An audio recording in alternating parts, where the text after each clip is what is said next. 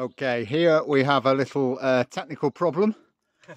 We've got a broken chain, which quite possibly can be repaired. It all depends on the skills of the mechanic.